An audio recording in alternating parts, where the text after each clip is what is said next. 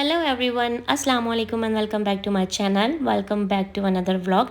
आई hope कि आप सभी लोग बिल्कुल ठीक होंगे, खैरियत से होंगे और बहुत अच्छे होंगे।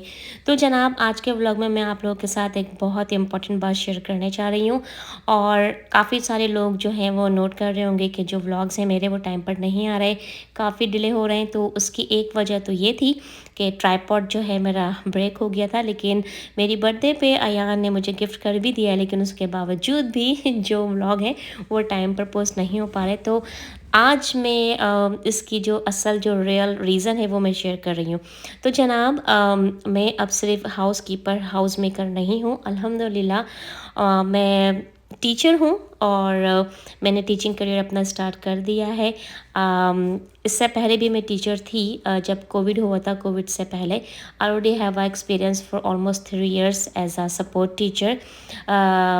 जिस कंपनी के लिए मैं काम करती थी, जिस स्कूल के लिए मैं काम करती थी, वो था ब्राइट होराइज़न, और अभी दोबारा मैंने ब्राइट होराइज़न स्टार्ट किया है। और पहले मैंने पेंडेमिक में क्विट इसलिए किया था क्योंकि मेरी मदर इन लॉ काफ़ी सिक हो गई थी पेंडेमिक में, तो उनको टेक केयर करने के लिए मुझे अपना टीचिंग करियर स्टॉप करना पड़ा। क्योंकि ज़ाहिर है फैमिली जो है हमारी पहले होती है, फैमिली की रिस्पॉन्सिबिलिटी हमें पहले पूरी करनी होती है। तो अभी काफ़ी टाइम से मैं सोच रही थी कि मैं घर में हूँ और मुझे फिर से दोबारा से अपना टीचिंग करियर स्टार्ट करना चाहिए।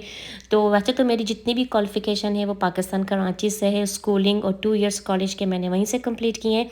लेकिन यहाँ पर अमेरिका में अगर आप अपना टीचिंग करियर स्टार्ट करना चाहें तो बहुत सारे ऑप्शंस हैं। कॉलेज बेस यूनिट्स की क्रेडिट्स की क्लासेस होती हैं जो आप ऑनलाइन ले सकते हो, इन पर्सन ले सकते हो। तो अल्हम्दुलिल्लाह मैंने अपनी वो क्लासेस कंप्लीट कर ली हैं। और तो बस इसी तरह से मैंने अपना टीचिंग करियर स्टार्ट किया है। तो जिस कंपनी के लिए मैं काम कर रही हूँ वो रिलेटेड है यूसीएसएफ से। अगर आप लोग अमेरिका में रहते हैं या कनाडा में भी हैं तो आपको मालूम होगा कि यूसीएसएफ यहाँ अमेरिका में बहुत बड़ा मेडिकल ग्रुप है, बहुत बड़ा हॉस्पिटल की फैसिलिटी है ये। तो हमारा जो ब्राइट होराइज़न है, जिस ब्रांच के लिए मैं काम कर रही हूँ, वो 100% कनेक्टेड है यूसीएसएफ से।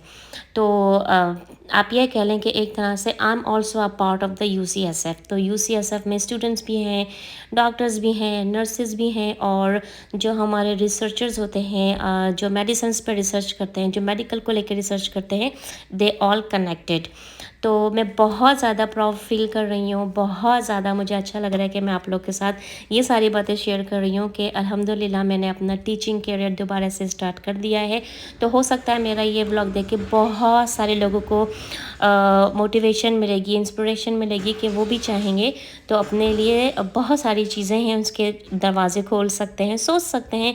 और यहाँ पे मेरी ऑनलाइन ट्रेनिंग हो रही थी। वैसे तो टीचिंग करियर स्टार्ट करके मुझे ऑलमोस्ट 3 months हो चुके हैं। और यहाँ पे मेरी बर्थडे थी, जो मेरी डायरेक्टर ने, मेरे साथ साथ हमारे स्टाफ के और भी टीचर्स हैं जिनके सितंबर के पूरे मंथ में बर्थडे होती हैं, तो वो यहाँ पे सेलिब्रेशन का चार्ट बनाया गया था। तो खैर इस टॉपिक को आगे कंटिन्यू करेंगे, लेकिन अब मैं यहाँ पे घर पे हूँ और जो घर की रिस्पॉन्सिबिलिटी है वो भी साथ साथ चल रही हैं। तो मैं बस क्लास लेके मैं आई थी, यानी कि अपने स्कूल से आई थी। बच्चों के लिए यहाँ पे मैं बना रही हूँ चिकन फाहिटास, और इसके साथ साथ मैं बना रही थी आलू चिकन की पैटीज़ और आलू के पराठे।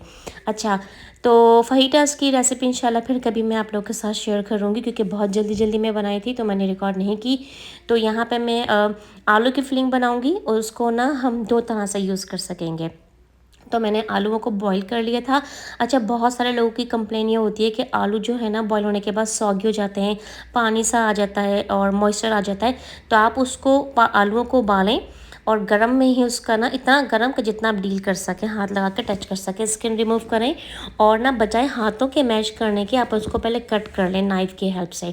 फिर जब वो ड्राई हो जाएंगे तो फिर सारे आप उसमें स्पाइसेस जो डालना चाहते हैं वो डालें। तो मैंने इसमें डाली थी बारीक कटी हुई प्याज, हरी मिर्चें, हरा धनिया, कुटी हुई मिर्चें, चाट का मसाला, नमक।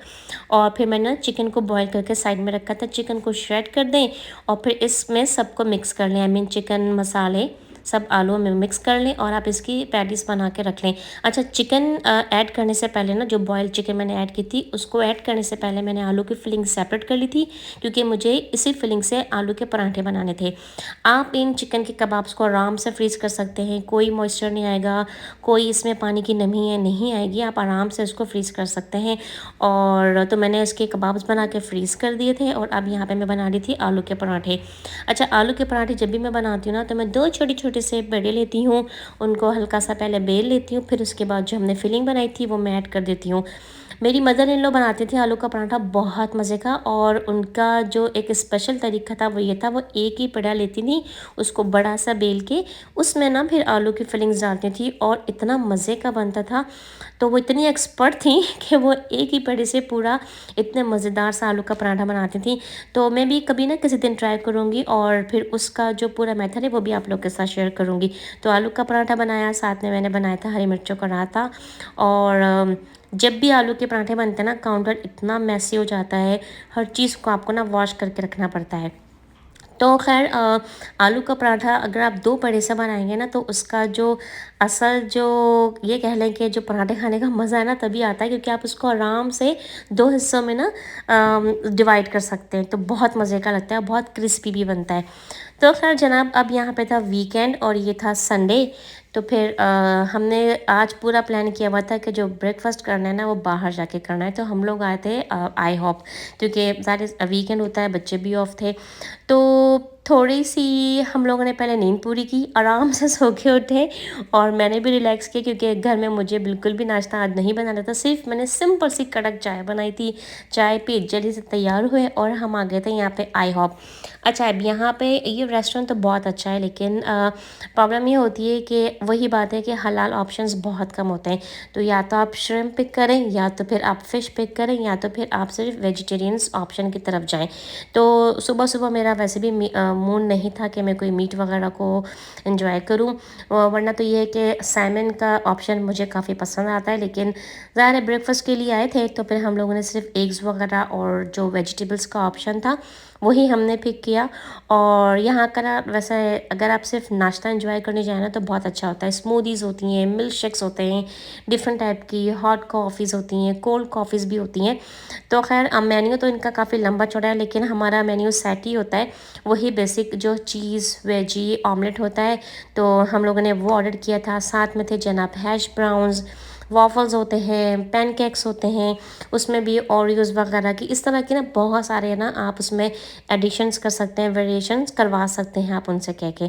अच्छा, एक नई चीज़ ना मैं नोटिस करती हूँ, जब भी हम लोग रेस्टोरेंट वगैरह जाते हैं, तो आस-पास मैं देखती हूँ लोग लोग यानी कि पूरी-पूरी फैमिलीज़ साथ बैठी हुई होती हैं, लेकिन अपने फ़ोन्स में लगे हुए होते हैं। आई मीन हम लोग कहाँ जा रहे हैं? हम लोग जब बाहर जाते हैं तब भी हम लोग के हाथों में फ़ोन्स होते हैं। अगर हम लोग किसी रेस्टोरेंट में जाएँ, फैमिली के साथ टाइम स्पेंड करें, तब भी हमारे हाथों में फ़ोन होते हैं।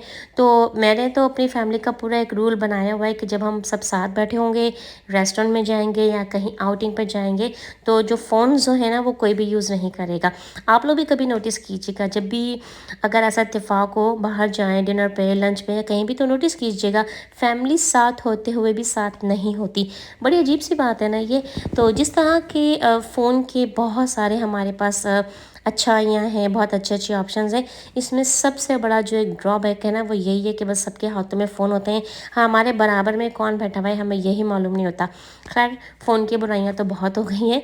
तो यहाँ पे अब खाने की बात करते हैं। बहुत मज़े का ऑमलेट था। मैंने इसमें ना एक्स्ट्रा उनसे कह के हैलोपेनोज़ भी ऐड करवाई थी। तो यहाँ पे हमने ब्रेकफ़ास्ट एन्जॉय किया। उसके बाद फिर यहाँ पे दोपहर में तो हम लोग घर पे आ गए थे, क्योंकि ज़रा दोपहर काफ़ी हो गई थी। घर गए, फिर हमने लंच वगैरह किया और फिर ये संडे वाले दिन ही मेरा बहुत मूड हो रहा था कि मैं आउटिंग पे जाऊं, क्योंकि मंडे टू फ्राइडे मेरी वर्किंग आवर्स होते हैं। तो मैं 9 to 3 मेरे आवर्स होते हैं। तो वो 5 दिन कहाँ जाते हैं बिल्कुल ही पता नहीं चलता। तो यहाँ पे हम लोग आए थे वॉक करने के लिए। गोल्डन गेट पार्क है ये, और ये बहुत बहुत करीब है हमारे घर से। बहुत लकी हैं हम लोग कि हम लोग इतनी अच्छी जगह पे हम लोग यानी कि इतने अच्छे नेबरहुड में हमारा घर है कि जब भी हमारा दिल चाहता है ना, हम इस खूबसूरत से प्यारी सी जगह को एंजॉय करने के लिए आ जाते हैं। तो ये स्टॉल एक है गोल्डन गेट पार्क में।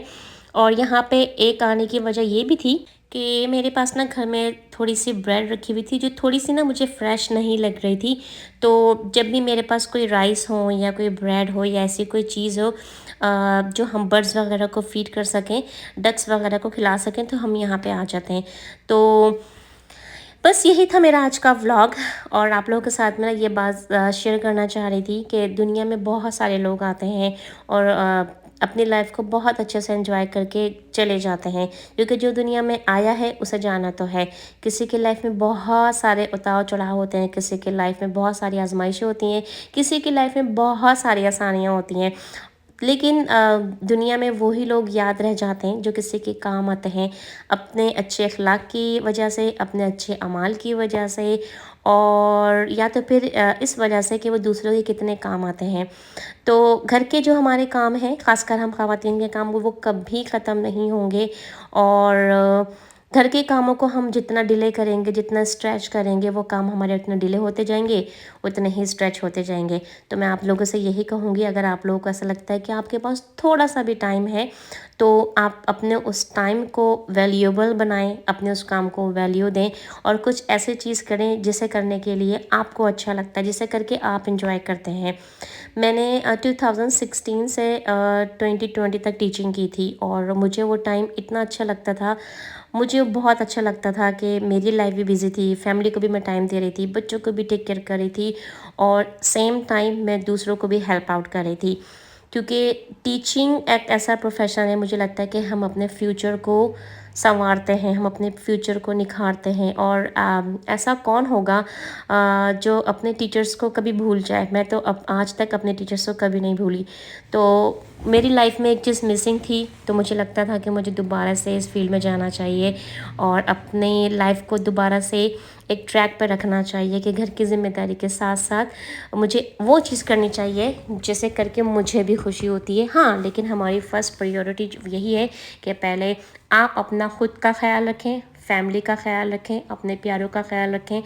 आपके आसपास जितने प्यारे से खूबसूरत से आपके रिश्ते हैं, उन सबको ख़्याल रखें, उन सबको जोड़ के रखें। इसके बाद अगर आपको थोड़ा सा भी टाइम मिलता है तो ऐसा कुछ करें जिसको करके आपको अच्छा लगे और जिसको करने से बाकी लोग भी आपसे खुश हों। और वैसे भी लाइफ में सक्सेसफुल होने का मकसद भी यही है कि हम खुद अपनी लाइफ से कितने सेटिस्फाइड हैं, और अगर नहीं है, और अगर हमारी लाइफ में हम कोई चीज़ को अचीव करना चाहते हैं, कितनी चीज़ की कमी है, तो उसको हासिल करने के लिए हम सही रास्ता पिक करें, ना कि वो रास्ता कि जिससे दूसरों को नुकसान हो या किसी की दिल शिकनी हो।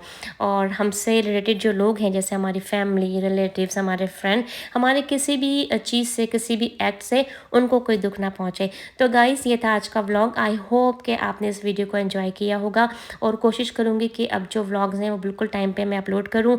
चैनल पर नए आए हैं, आपको वीडियो अच्छी लगी तो प्लीज़ चैनल को सब्सक्राइब करें, वीडियो को लाइक करें, अपना बहुत ज़्यादा ख्याल रखें। आप सबसे एक नए व्लॉग में, नए कंटेंट में बहुत जल्द मुलाकात होगी। अल्लाह हाफ़िज़।